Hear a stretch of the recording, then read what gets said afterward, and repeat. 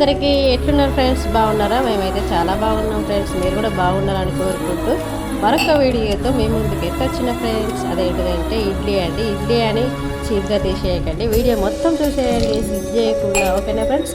నేనైతే గ్లాసున్నర ఇడ్లీ రవ్వ తీసుకొని వాటర్ పోసి నానబెట్టి పక్కన పెట్టేసుకున్నా ఫ్రెండ్స్. ఒక కప్పు మినపప్పు తీసుకుంటున్నా ఫ్రెండ్స్. ఓకేనా? నేను మినపప్పు చాలా అంటే చాలా ఎక్కువ తీసుకుంటా. ఎక్కువ రవ్వ కాకుండా పప్పు ఎక్కువ ఉండేటట్టు చూసుకోండి ఫ్రెండ్స్. ఎందుకంటే ఇడ్లీ చాలా స్మూత్గా మెత్తగా వస్తుంది, పిల్లలు చాలా అంటే చాలా తినేస్తారు. ఓకేనా? ఒక కప్పున్నర షాబ్దాన్ కూడా తీసుకుంటున్నా. ఒక కప్పు షాబ్దాన్ తీసుకొని దాంట్లో కూడా వాటర్ వేసుకొని నానబెట్టుకోవాలి ఫ్రెండ్స్. ఓకేనా? ఇప్పుడు వాటర్ పోసుకొని షాబ్దాన్ రైస్లో నానబెట్టుకున్నాం ఫ్రెండ్స్. నానబెట్టి పక్కన పెట్టేసుకుందాం. చూడండి, 3 అయితే నేను నానబెట్టుకున్నాను ఇడ్లీ కోసం. ఇప్పుడు నానబెట్టుకున్న మినపప్పును మనం మిక్సీ పట్టేసుకుందాం ఫ్రెండ్స్. ఓకేనా? ఇడ్లీ కదా అని చీప్గా తీసేయకండి, చాలా స్మూత్గా అంటే స్మూత్ వస్తాయి ఫ్రెండ్స్.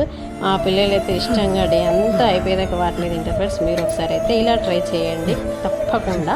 షాబ్దాన్ బియ్యము నానబెట్టి వాటిని మిక్సీ పట్టాలి, అలాగే మినపప్పు కూడా మిక్సీ పట్టుకోవాలి. చూడండి, ఆల్రెడీ మినపప్పు మిక్సీ పెట్టాను కదా. ఇప్పుడు షాబ్దాన్ బియ్యంని మిక్సీ పట్టుకుందాం ఫ్రెండ్స్. ఓకేనా? ఒకే పిండితో 2 రకాల టిఫిన్స్ చేసుకోవచ్చు ఫ్రెండ్స్. నేనైతే 2 రకాల టిఫిన్స్ చూపిస్తాను ఒకే పిండితోని. చూడండి, ఇప్పుడైతే మనము షాబ్దాన్ని కూడా మిక్సీ పట్టుకుందాం ఒకసారి అయితే. చూడండి, మిక్సీ పెట్టాను. స్మూత్ అంటే స్మూత్ ఉన్నది పిండి అయితే. ఇడ్లీలు కూడా చాలా స్మూత్గా వస్తాయి, తింటూనే ఉంటాం ఫ్రెండ్స్. ఒకసారి మీరైతే ట్రై చేసి చూడండి, ఖచ్చితంగా ట్రై చేసి తిని టేస్ట్ ఎలా ఉందో, మరి ఎలా వచ్చిన ఇడ్లీలు మీరు కూడా కామెంట్ బాక్స్లో కామెంట్ పెట్టండి ఫ్రెండ్స్. ఓకేనా? చూడండి, 3 పిండిలను మంచిగా కలుపుకోవాలి బాగా. షాబ్దాన్ పిండితోని మినపప్పు పిండిని కూడా కలిపి పక్కన పెట్టేసుకుందాం ఫ్రెండ్స్. ఓకేనా? ఇప్పుడు మనము దాంట్లో చూడండి కలుపుకొని సాల్ట్ వేసుకుందాం ఫ్రెండ్స్. సాల్ట్ వేసుకొని కలుపుకొని ఇడ్లీ పెట్టేసుకోవడమే. మంచిగా ఉప్పు కలిసే విధంగా కలుపుకోవాలి. చూడండి, నేనైతే ఇలా కలుపుకుంటున్నాను, మీరు కూడా అలా కలుపుకోండి. ఇప్పుడు మనం ప్లేట్ తీసుకుందాం. ఇడ్లీ ప్లేట్ తీసుకొని నేను ఆయిల్ పెట్టుకుని ఫ్రెండ్స్ డైరెక్ట్ వేసిస్తాను.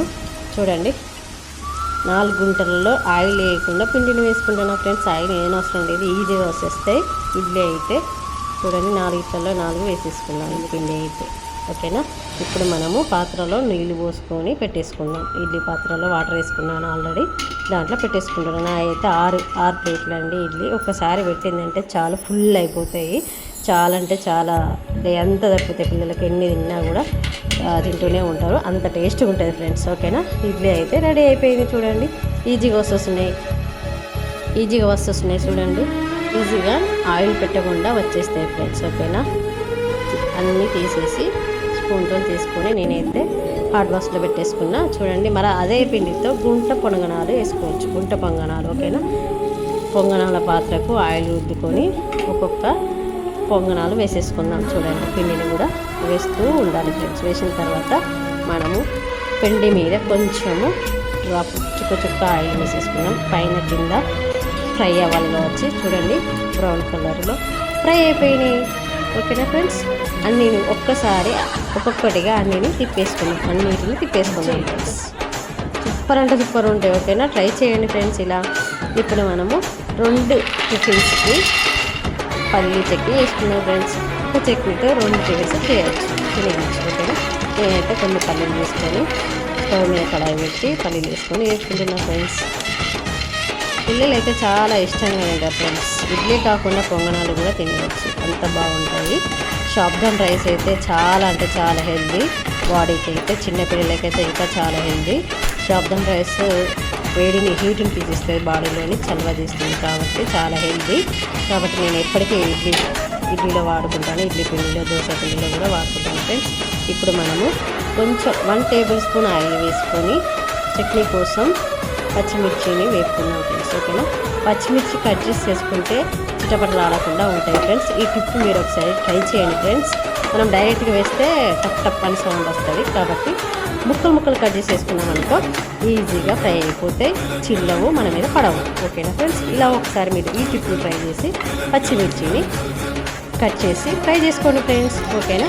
ఇప్పుడు అన్నీ చల్లారిన తర్వాత మనం మిక్సీ పట్టేసుకోవాలి. పల్లీలు చల్లారినాయి, దాంట్లో పచ్చిమిర్చి వేసుకొని మిక్స్ పట్టేసుకోండి. ఓకేనా? పచ్చిమిర్చి వేసుకున్నాం ఫ్రెండ్స్. కొంచెం జీలకర్ర అండ్ వెల్లుల్లి రెబ్బలు చూడండి, సాల్ట్ తగినంత వేసుకొని మిక్సీ పట్టుకోవాలి ఫ్రెండ్స్. ఓకేనా, మిక్సీ కోసము చూపిస్తున్నాను మీకు, అన్నీ వేసి చూపించాను కదా. ఇప్పుడు మనం మిక్సీ పట్టేసుకుందాం ఫ్రెండ్స్. ఓకేనా, చూడండి మిక్సీ అయితే పట్టేసాను. దానికోసం మనం ఇప్పుడు తాలింపు పెట్టుకున్నాము.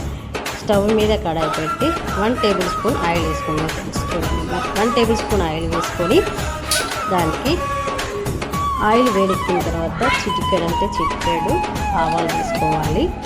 ఓకేనా, కొంచెం జీలకర్ర వేసుకోవాలి. దాన్ని కొంచెం ఫ్రై అయిన తర్వాత ఎండుమిర్చి వేసుకున్నాం ఫ్రెండ్స్. నేనైతే 3-4 ఎండుమిర్చి వేసుకున్నాను ఫ్రెండ్స్. వాటిని కూడా ఫ్రై అవ్వనిద్దాం. కొంచెం ఫ్రై అయితే టేస్ట్ బాగుంటుంది చట్నీ. దాంట్లో మనం మిక్సీ పట్టిన చట్నీలో వేసేసుకుందాం ఫ్రెండ్స్. ఓకేనా, మీకు ఈ వీడియో నచ్చినట్లయితే మీ ఫ్రెండ్స్కి షేర్ చేయండి, మీరు లైక్ చేయండి. నచ్చితే మీరు ఇలా ట్రై చేసి కామెంట్ పెట్టండి ఎలా ఉన్నది. ఓకేనా ఫ్రెండ్స్, చూడండి చట్నీ అయితే తయారైంది. Subscribe my channel.